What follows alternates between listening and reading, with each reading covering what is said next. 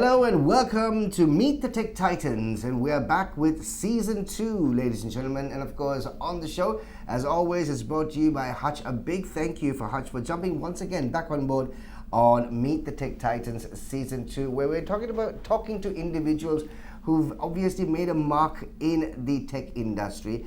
Individuals who come from different walks of life, different industries, but obviously use tech as an integral part in their industry, in their businesses.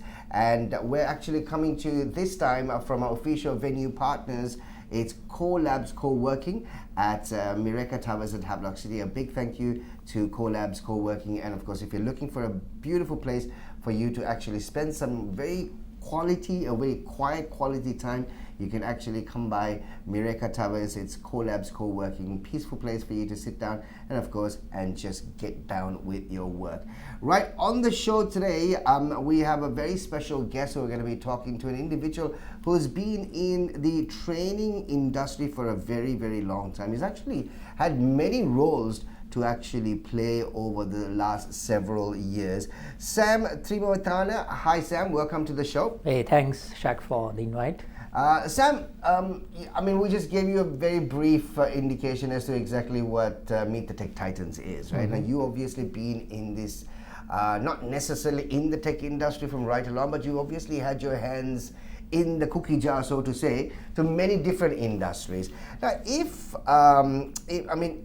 if someone actually comes over, and consider the fact that you've had a very dynamic career, you've actually worked with people, you worked with tech, and now you're helping others to adapt both. That's exactly what you're planning on doing, right? If someone actually met you at a coffee shop and asked, hey Sam, what do you do now? What would you be answer at the moment? Okay, that's great. So basically, I always say, Shaq, I was always interested about what is going to be the next big thing. Right. I've always been asking that question. So now what I do is I've seen the next 2 to 3 years, what are the headwinds and where the kind of, the changes are going to take place. And I think, as you rightly mentioned, I've been in the industry for a while, so I know where the puck is moving. So helping people in order to adapt, right, and adapt is basically what I do right now. So in technical terms, it could be consulting, okay, we can say training and engineering, but what we really do is helping people to identify, where they need to move, whether it be corporates or whether it is been individuals. So Sam, now obviously you've actually worked in the last 30, 40 years or so with a lot of people. You've obviously moved into, you got interested in learning, then you of course moved into people. Now you're of course moving into the technology aspect of the whole thing, right? Was there a moment that actually pushed you into this blend of each of the talent transformation? There's something where you realize at a point that, okay, this is what I need to do. Yeah, so actually I started, there's this Steve Jobs says, right, you can only connect the dots looking backwards, right? Yeah. So that is a long story, but I'll try to be brief as possible. So I was working for the banking industry. Right. And at some point I got kind of a little bored, and I thought that I wanted to move into, at that time, tech was not a big thing, but I saw this tech company called Abacus International. They were they were a global distribution system, into these airline reservations and things like that, right at that time. So I got this opportunity, and then when I joined that company, only I got this blend of, I was actually implementing ERP solutions for, that is for finance related things for most of the companies. But then again, because it's ERP, there was a lot of, tech jargon, right? I had to learn about it. Plus, the company actually sent me for a training program on service excellence. The trainer's name was Ron Kaufman at that time. Right. Very inspiring. I used to like the guy. Right? I don't think anybody doesn't like Ron Kaufman. Yeah. So then what I did was actually, I went through that whole training program. Because I liked that, I actually studied that whole module and started imitating. I'm good at imitating. I've done drama and debating and all those things in school. So what I did was I came and did it internally for a company event. And all of a sudden, everybody started liking it. And all my customers or clients of Abacus wanted me to come and do the same session in their own, in their own organizations. Right. So, and then all of a sudden I realized, hey, look here, this is something that I like to do, right? And you're in the center of attention as well at that time, right? Right? And I thought probably I should move into training and development. So that's how it started, right? Right. But then later on, of course, when I moved from there to various other industries, as you said, I basically started studying deeper into the transformation. I mean, this word transformation is being used quite often, but what it really means is basically how do you kind of change people, right? In order for them to kind of solve problems, right? Because companies, organizations is all about solving problems, and how do you basically transform the humans in order to kind of think differently and find solutions and things like that. So it's easy to say, but as you know, it's difficult to do. The talent transformation is not that easy, right? Yeah. So over a period of time, of course, I've worked with many companies and learned from them, global companies, and even working with multi-disciplinary kind of audiences and things like that. So there's a lot of learnings. So then I thought probably that's the space I wanted to be in. Sam, something. I mean, talent transformation. Talent is basically human to human, right? Yeah. Identifying human interest, in obviously in terms of their talent. How has it actually changed with the evolvement of technology? Yeah. Because many years ago, identifying a talent is actually done by another talent. Today, it's obviously machine driven. Yeah. It's AI, and how much of another talent actually does get incorporated in identifying talent? Right. So if I got your question right, so basically you're asked, sorry if you can be a little more. Yeah, so basically, I mean, identifying talent, right? Earlier was done by, as you said, another talent, right? Exactly. Okay. Now it's changed. Yes, it has changed. The whole process has changed, yes. Right?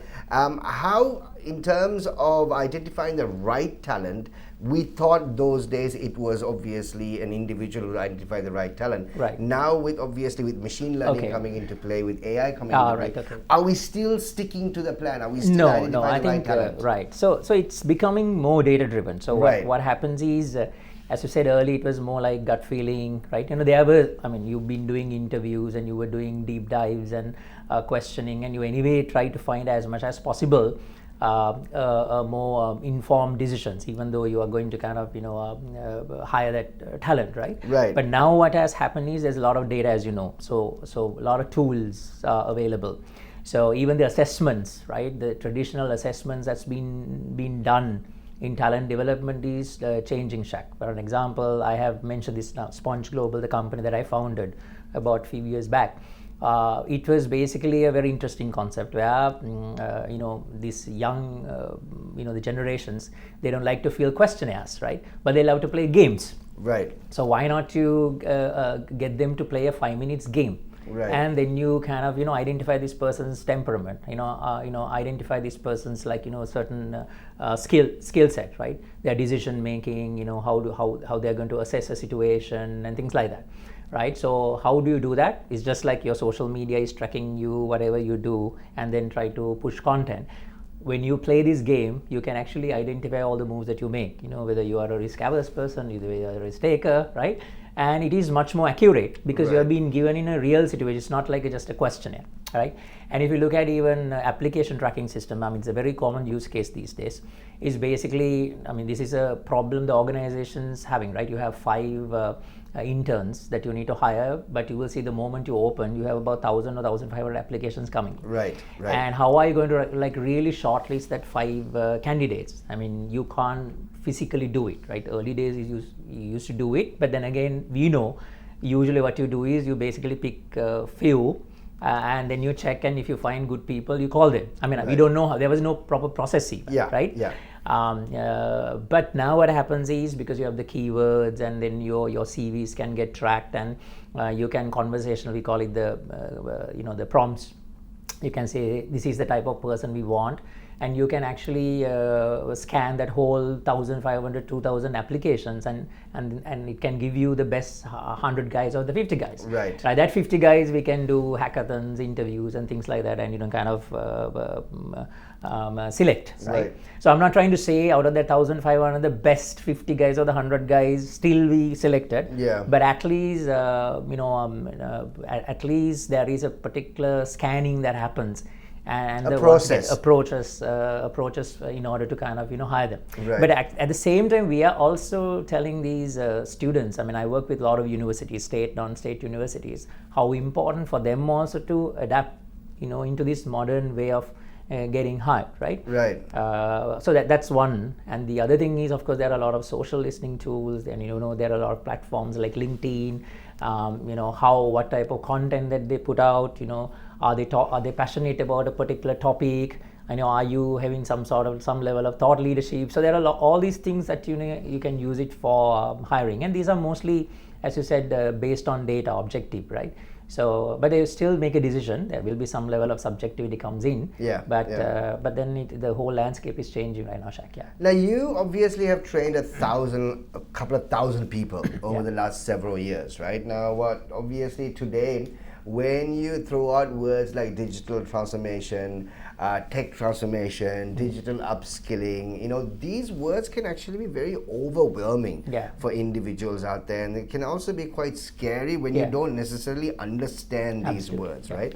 When you do break it down, they're very simple. Absolutely. They're very simple, but then they're put together in such a manner that it's become very complicated, and it also shuns individuals away to even find out what it's all about, right?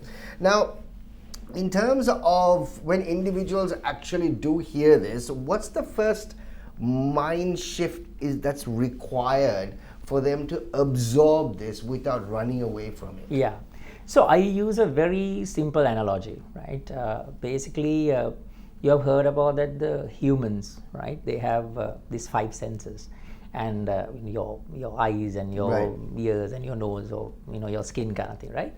So they give you data, actually, what gives senses, and then it goes into your brain, and the brain basically processes it and creates some mental models.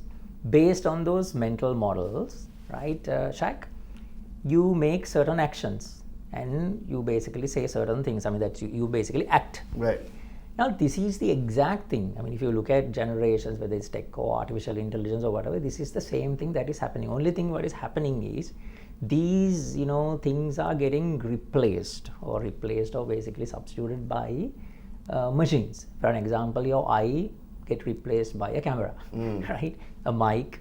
The mouth is replaced by the mic, right? And the skin is a chemical sensor or something like that. Right. And then all these data is going, and now you have neural networks, right? You don't need to really go into depth and find out about neural network, but it's a biomimicry. It's the way that your brain works. Someone has created a program or something like that, which is called a neural network. Right. And the same way your brain learns from all the data which is coming, this particular neural network also make concepts and makes models, right? And based on those models, you will see certain actions are being done. Now, if it is actions, obviously the robotics comes into play there. Right. Okay. So this is the same thing which is happening in a machine, right? Now, what is going to happen? Like when you say these transformations, right? You've been doing a lot of manual things, okay?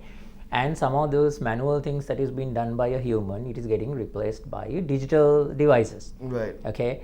And then what happens is computers have much better computational power than human beings, right? True, yeah. So because of that, they can do things really fast. All right. I'll tell you a personal anecdote, right? During my school days, I used to love this. Inspired by theoretical physicists. Okay. These are these guys like Newton and Einstein and Schrödinger and all these guys, right? Richard Feynman and them. So Shaq, and then there are theoretical physicists, and then there are experimental physicists. The theoretical physicists, what they do is they look at a problem and they mathematically model it. Right. and they do mathematics, computations, and try to solve a problem. And theoretically, they say this should work. That's what Einstein did. Right. Right? I mean, you can watch these movies like Einstein and Eddington and this Oppenheimer and all. That is what I say, right? These guys come with the theory. Some guy goes and proves it. Puts the theory into work. Into work, right? Now, those days, I couldn't actually follow that path because I was not good with maths. Okay. All right, so I didn't want to follow that path. But I loved maths. Right. It's just that I was not good at maths. Okay. So during my time, I had to select somewhere where I will do well. Then That's quite odd. No, you love something, but you're not good at it. It's different, right? That is the education. Yeah, obviously, because you love maths. I like the concepts, everything. But it's just that you go to the exam and you need to do all these solutioning and things like that under stress. Yeah, I was not good at it. Okay, maybe there were people who had a better aptitude of that. Right. But there's an interesting thing happened when I was working at Virtusa. I mean, of course, I will not tell all these things, but basically, I did the finance, marketing, and all these masters and all these things. In 2016, when I was working at Virtusa, my boss was Keith Modder.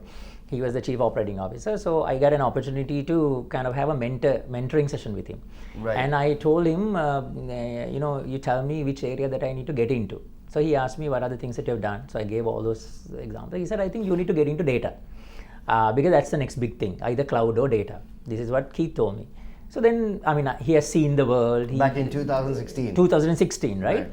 And because I trusted him because he has seen the world, he goes and meet clients and he knows, what's the next trend is going to be kind of thing. And he's still my mentor, to be honest. Now, basically, then I actually started learning this, Shaq. And there were 2 modules. This is after how many years after schooling, this is 2016 I'm talking about, right? I passed out in 1997. Right. All right. There were 2 modules. One module was a maths module, which I loved. I told you I love maths. So they were talking about all these linear regression to, matrices to matrix, manipulation, so things like that, which I loved. And then there was a new subject which I didn't learn, which was coding in Python. Because that is like the language that you need to learn when you're doing data and data science kind of thing. And now I have worked in the corporate sector for 20 years, close to 20 years at that time. So suddenly there's this aha moment, right? You know the business problems, and now a little bit of mathematics that you couldn't do at your A-levels. Right. And you also know how to kind of frame these problems in some way and try to say it to a computer. Nice. At that time, there was no generative AI. Right. So there's no chat GPTs and Gemini. You had to physically code. Yeah, physically code, but then again it's wow, right? So you can mathematically model this problem with some variables and things like that. Right. And I'm not telling, I'm keep putting my bar very low when it is coming for like qualified programmers. Right. But still I can tell the computer, hey, look, I have a problem. Can you please solve this for me? And I started liking it. Now here comes in the recently the what they call the generative AI, the chat GPTs, the Geminis, the Groks and the DeepSeeks, all this coming, right? Now even much easier, because the reason is now you need to really identify the problem. Right? And now you need to still frame the problem and say it to the computer, but you can say it to the computer in normal English. That's right. Right? Yeah. And you ask the computer, give me the code. Yeah. And it gives you the code. Yeah. Right? And the beauty of ease is now problem solving has become so fun.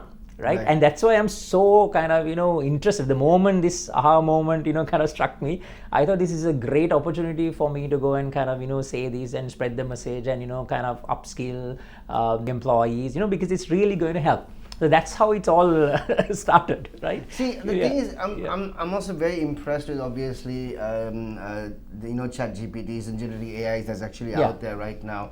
And in a few years, of course, if you do not basically get on that bandwagon, you're going to be lost. Absolutely. They're going to leave you behind, right? But do we not have this feeling that the next generation is going to be entitled? Okay. The next generation is not necessarily going to, go out and search for the answers anymore. And are we also basically putting the next generation on sort of a risk model of not being as smart as they're supposed to be because of, everything is actually available at their fingertips because of generative AI? Yeah. Someone can argue like that. Now, it has happened to me as well. For an example, early days we were struggling anyway to get the email right. Right. The grammar and especially when you're sending an email to a client or some higher up, we used to kind of really think whether my grammar is right, whether the tone is right. So you're trying to fix it. But now, of course, you have these tools and you just can write, basic email and ask it to reword or something. It'll give you a better one. Yeah. That I understand. So because of that, now I'm not putting that same effort in order to improve my language or writing skills. Do that. Yeah. But I also look at it in a different way also, Shaq. Now see, still I would say for you to get work done from these tools, you need to know the fundamentals. Okay, so at least you need to be able to, we'll say it's English, you need to at least write a basic sentences in order to get the computer to understand. That's number one. Right. Number two is, even if you are to ask a question, you still need to know about the domain, you need to ask the question, right? So obviously that curiosity, and if you are interested about learning something, those type of things still is required even with these tools. Okay, right. I'll give you an example. Now naturally, my tendency is that I'm obsessively curious about things, right? It is good and it is bad as well. There are good sides, bad sides as well. Again, an anecdotal example is me and my wife, if we watch a movie, if the movie is really good, my wife says, okay, it's a good movie, and she get along with her work. Right. But what I do is, those days, right, I used to go to Wikipedia and look at what is this movies and who's the director and where it was shot and are there any other movies of this director. So you'll see it's a 1 hour movie, but I have basically researched 8 hours or 2 weeks about this, right? It's because of this natural tendency. Now if you look at even Gemini or any other tool, you go and you search something, and it's brilliant, right? For an example, it gives you an answer, and it's also asked, do you want to learn about this? Do you need these 2 questions? And sometimes I've spent about 3-4 hours learning about a particular subject just by following the prompts given by the tool itself. Okay. So that's one side of it. So if you have that curiosity, if you have that foundational knowledge, if you still have that the hungriness to kind of eagerness to learn, these tools are going to really help you. That is the first part of it. Second one is, of course, why we are here to solve problems, right? And if you take generations, they have used different tools, Shaq, right? Yeah. So for an example, as I mentioned, fundamentally I know what is adding and what is subtracting. Right. Now I'm using a calculator. Okay. So even though I am now using the calculator, I still know what is adding and subtracting and all those things, right? I know the concepts, but it's just that the tool is helping me to do it faster. Now here's the other thing: what is going to happen if I'm going to use a calculator, and if you are not going to use, right? Unless otherwise you are an outlier. Okay, I'm having better tools and I progress faster, right? Because it's all about the progression, right? For an example, I don't know whether you heard about this recent, this AlphaFold, right? That is the Google Mind. They have basically won even the Nobel Prize, right? Last 2024. Right. What they have done is how they can do drug discovery, faster. Okay. Because you have molecules, all these things, and you can make infinite number of combinations using these molecules, right? But for you to really find a drug target, at least a lead or something, it's very difficult. Right. Okay. Now the thing is, the traditional method, if you use it, it's extremely difficult for you to make a breakthrough for cancer or any other thing. And very long. Yeah, it's very long. It takes about 15 years or 12 years and $1 billion, right, in order to get this thing done. But now what happens is, basically you can use these technologies in order to kind of, there are genetic algorithms and various other methodologies. I'm not going to talk about that, but basically that can expedite that whole thing. So that means the humanity is progressing, right? So then the question about whether we should be learning 100 years ago a methodology or a tool, should we be using it today? The answer is no, right? Should we be using it in another 10 to 20 years, into the future? Again, the answer is no. So we should be moving with the new tools and the new technologies and all those things, right? Just like we are not using 100-year-old technology now. True. So that argument is invalid in my case. So obviously, right now, irrespective of which country we are in, the education system is also pretty much on a memory system, isn't it? right? It's not practical, Yeah. right? And even today, we've got our kids actually talking to us saying that, why am I learning about the Nile River where do I need to actually plot the Nile River in a map when I know where it is on Google Maps? Yes. You know what I'm saying? Yes. So obviously, so also in terms of education, in terms of what AI is doing right now, the education system in the country, not necessarily our country, in general in the world, has also need to sort of step up to be where the kids are going to be right now. So that's not going to be very easy, is it? Yeah. So now education system, I mean, you have heard this term called hyper personalization, right? So what most of the time what I have seen being in this industry and being with a lot of educational institutes and things like, it's a one size fits for all kind of a model track that is being getting operated, right? So now the great thing about these technologies or these tools, right, is basically it can personalize these instructions for you, right? And the more and more you start using it, it'll actually start understanding who you are and try to empathize, and it's happening. I'm not telling this something futuristic or anything here. It's happening It now. is right now happening. Now see, corporate training, you're talking about corporate training, and most of the time people do leadership training and so many other things, right? Now in leadership training, one of the key things that they talk about is give feedback.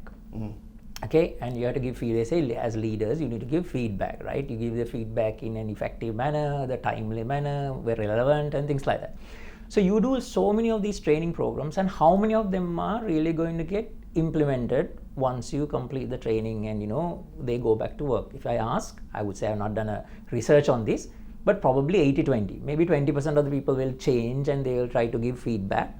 But 80% of the people, it's a habit, they know it is important, but it will not happen. Right. It happened the same way to me as well. I've gone to so many training programs, learned these brilliant techniques and things like that. But then when you are really, it's not a habit and you have not applied it, it will not basically happen, or behavior, it will not come out, right? Now, have you seen these tools, how they give feedback? For an example, you write 2-3 words, it'll ask you, hey, can I auto fill the next part? Right. Okay, and when I have a bug or something, when I'm coding or something, the co-pilot or something will come and say, hey, look here, can I help you with this, or do you want me to give certain suggestions for this? So what is happening now? Of course, while you're working, someone is giving you relevant feedback at that moment. It's very pertinent and it's to the point and it's very helpful. Right. It is helping me to get the things done, right? So it is really going to be a game changer. That's what I mean, you have heard about these notebook LLM and things like that, right? Sometimes the books are very boring, right? And you can just drag and drop and you ask them to create a podcast. Yeah. From that, and it does it. And you can actually just drag and drop these PDFs and start asking questions. Exactly. That's a brilliant invention. Notebook is a brilliant invention. That's right? And it's amazing. Yeah, okay? It is. So basically, in my view, I think it's going to be a complete game changer. Right. Okay. And again, you were kind of asking about this, talent transformation training and things like that. Now, sometimes some people even ask from me, how are you going to apply AI to, to make trainings effective? That's and what I things want like to basically get into, Yeah. Sam. The thing is, obviously, you've done a lot of training. You've Yeah. trained a lot of people, a couple of 100,000 people all over the world also. In terms of the training institution itself, in terms of your company itself, if you basically talk about it, right? How are you utilizing AI to actually change the training world? Because many years ago we spoke about this. It was just the trainer and a PowerPoint. That's exactly what training was. And the training will actually succeed or fail, not because of the PowerPoint, but because of the trainer, right? Now the trainer can be replaced. Yeah. Right? How is that actually moving forward in the world, in the training hemisphere? Okay. So I have again a slightly different perspective to this, right? Okay. So a lot of people ask the question, Shaq, how are we going to use AI tool and all these things which is coming up in order to make our trainings and things like that more effective? That was the the standard question that you ask. But my way of looking at it is different. I always ask the question, why do you do corporate training? Okay, why do you do corporate training? Corporate training, we'll say in this case is a company. Why do they do training? Again, as I mentioned you, it's to solve a problem. But you can give different names to it. You can say customer service training, etiquette training, decision making training, leadership training, and various different names. But essentially what you're trying to do, you're trying to solve some sort of a problem. And these problems also of two types I have seen. Right? It's like a tendency, it's like a pattern, right? Right. One is basically technical type of problems. For example, you need to come up with a plan.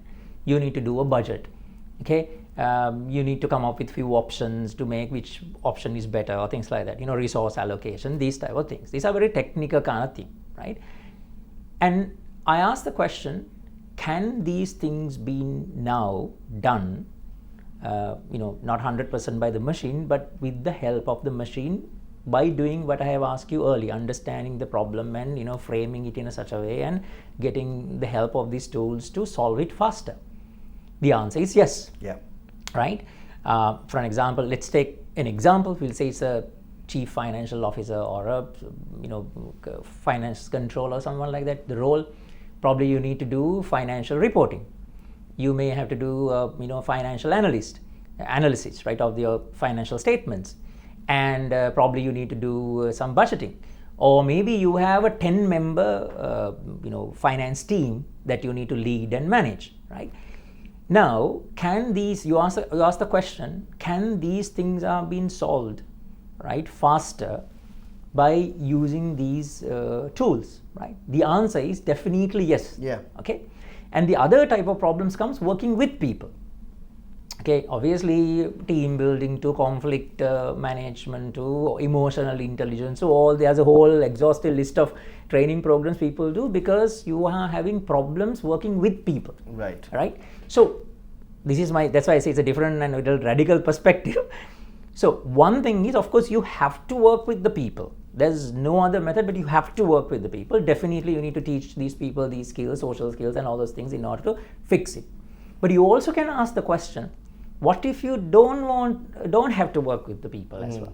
For an example, is there any method that if I'm working with today 5 people, if I can replace 2 of them with machines, I have to only work with 3 people. Some of that, the human, the issues or something that I had, the complexity going to get reduced. What if I have to, not that I have to daily work with you, but I can work with you every other week, right, where the other things are being done through an agent or some sort of a method, some sort of a method. That's also going to reduce the complexity, right? Yeah. So there are other ways of solving that problem as well. So now essentially, I did not say that you completely kind of replace people or anything like that. That is not what I said. But essentially, I look at always when you need to do corporate training or even education, right? You have to basically think about why you are doing it. And then you ask the questions, okay, what can I use? What are the tools out there that I can use in order to solve the problem faster? Okay, then when you simplify that, then you will see, all these answers will comes into play. Right, so in our trainings, then that's why I say not using AI tools to make the training effective. I always say train the employees on these tools so they can solve the problems faster and better. And themselves. Yeah, and themselves, and right? Themselves, and themselves, right? And also the human aspect of it is also important. I'm trying to say, because the reason is your mentors. Sometimes somebody needs to challenge you and things like that. But again, some people say these things, right? There should be a mentor to challenge you, a coach to challenge you, kind of thing. Sometimes your AI agent, now these days I'm doing a research on that, like how can an AI coach, right? They can probably ask you some brilliant questions in order for you to kind of, challenge your status quo, right? Challenge your way of thinking, your worldview, right? And look at you can play with the agent now. We'll say negotiating. You can actually have a virtual person playing with you it's just like chess. Now you all know computer can play chess, and many grandmasters are being defeated by, it's a solved game, right? Chess. And you have heard about probably the AlphaGo. Right? Go is the most difficult game in the world. The world champion played 5 rounds and 4 times the AI won, and only once the world champion won, right? That means he's smart. Now, the good news about this is if you start playing this with a machine and the machine is smarter, obviously you're playing with a smarter opponent, right? You become better. You become better, right? Yeah. So you can use these things in order to kind of improve yourself as well. It's really interesting. I mean, I certainly want to see exactly how the training sphere, which you're so heavily involved in, actually moves with the whole AI generation, so to say. And also the other thing, just before we actually winding up this conversation on Meet the Tech Titans, the other thing, of course, is there will be certain countries that are, I suppose, hooked onto tradition and customs, will find it very difficult to actually let go of them to move into AI, I believe. And I think they will be the countries that might sort of take time to accept AI. Comparatively, even though as far as we are concerned in Sri Lanka, we are so very close with our culture. We have tradition that we hold on to very closely, comparatively other countries who don't really necessarily give too much as far as culture and tradition is concerned. They just will jump straight into it. Will we be left behind in situations like that? Where do you see Sri Lanka in the next 10 years consuming AI per se? Yeah. So the indications that I get is because anyway with this younger generation, they are more digital savvy. Right. And they are quite fast adapting, Shaq. Right. But one of the key problems that I see still, most of these tools, you need language, English. Okay. So that's where I see a problem. Even connectivity eventually will become better, right? Internet connectivity and tools are becoming more affordable and things like that. But it is extremely important that we give the basic foundational education, plus the language, and that's where the challenge is going to be. See, earlier there was something people used to call it this digital divide. And also people used to call, in the society you have some elite, certain, the sections of the society only thrive because they can go to better schools and better instructions and, because they have the financial and other resources kind of thing. I see these new tools and these new tendencies. Puts everybody on the same keel. That's right, it's a great level, right? So, and it's easy to do now because the reason is you only have to go and give those basic, foundational knowledge that is required. Okay, and that's why even through our company, apart from providing services to corporates and things like that, one purpose that we have is we wanted to make sure, at the latter part of your career and in your life, you need to do something for there is something that inherently coming, Shaq. So I thought that it's great if you can actually go and educate these the masses and these upcoming generation, right, in order to kind of get familiarized with these technologies, and so they can fast track themselves. Sam, just before we actually wind up on the show, one final question though: what gives you hope about the future of work and tech in Sri Lanka? Where are we right now? Tech, in the sense like you have heard this, the term, and everything is going to be a data company or a digital company or things like that, right? So in my view, I think it is every person or any person who is not even digital savvy will have to eventually move into that. I mean, we have learned these curves, right, where you are the innovators, early adapters, and the laggards, right? The laggards are the guys who don't know about these things, but eventually they are unable to survive, so they will have to at some point adapt as well. And the new generations, because they are anyway digital natives, they are going to get comfortable, born into it as well. But if you ask me about the tech as an industry, right, that's also probably is a longer answer, but I think there are certain things that is going to change. For an example, certain services industries and services that we were providing, and most of the time most of the employment came from those services industry. I don't see that they will sustain for a long time. Probably they'll start kind of reducing, and we get to see the job losses and things like that already, not in Sri Lanka but globally as well, right? But it'll probably move into, as I mentioned, developing these new tools and product based kind of areas, right? So but then again, I am very optimistic about Sri Lanka and as well as our talent. I think we have the right the foundational requirements in order to thrive in this. Right. So it's a matter of whether we have the right leadership in order to identify that and get our priorities right and move faster. In that case, I mean, nothing political, but of course we get to hear even currently they was talking about we have to fast track the digitalization. And also we hear, we have to move into digital money and the digital economy and all those things. And we've been talking about this for a long time. And I mean, even a digital ID, right? For 10 years we've been talking about it. But I get to see, we have not yet seen it's coming as outcomes, but at least there seems to be some traction and talking, and somebody's trying to some noise about it. Yeah. Well, let's hope that it is not just a noise, but it's kind of end up with some results, and that transformation takes place, and we have the potential to do so. Right. Look at the QR code. Yeah.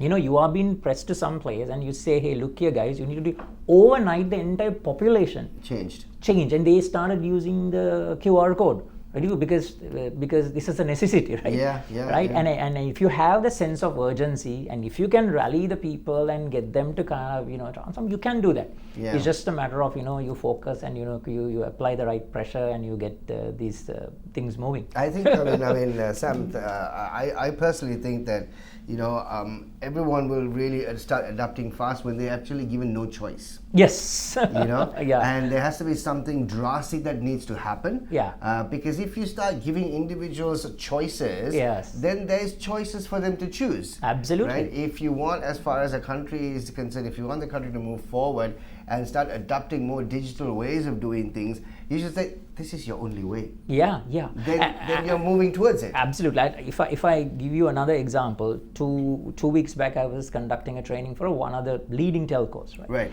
I mean, this is one of the leading tech telcos, right? So we were talking about some of these tools, and one using them and kind of solving problems, and I think one participant said, hey, in our company these tools are restricted. Right. Now I understand basically for cyber security or threats and confidential reasons and all, it's basically restricted. So then my answer for this individual was, right, okay, it's restricted right now, but it is probably not restricted for your competitor. Okay, and it's a matter of time. Okay, so it's almost like your company has asked you to fight with a sword, whereas your competitor has given their employees a machine gun. Right. Okay, it's a matter of time. Right. At some point, your company also have to arm you with a machine gun if you are to fight, or otherwise you will be going out of business. Yeah. Right. So it's the same analogy that you need to kind of take into consideration. So it's brilliant. Sam, thank you so much for thanks so much. Yes, I had a wonderful conversation with you. Yeah. Just want to find out more details as far as how the tech the training industry is obviously going to be starting adopting the tech tools that you were actually talking about quite a bit. Yes. It's looking good, Sam. Thank you very much for being a part of the show. Thank you so much. It's a pleasure, Shaq. It was absolutely great talking to you. That's Sam on the show with us, Sam Thrimavithana, and talking about the training industry in Sri Lanka. Sam's been a trainer for many, many years, and now he's obviously adopting the tech side of it into his training models and see how forward we can actually go ahead. That's what we do on Meet the Tech Titans. This is season 2, which is of course brought to you by Hutch. A big thank you to Hutch for jumping on board once again and bringing in the individuals who are making a mark in the tech industry, in their own industries, but using tech as a platform to obviously start pushing things out. We have more great guests coming up right here on Meet the Tech Titans season 2, which is brought to you by Hutch. We'll see you soon.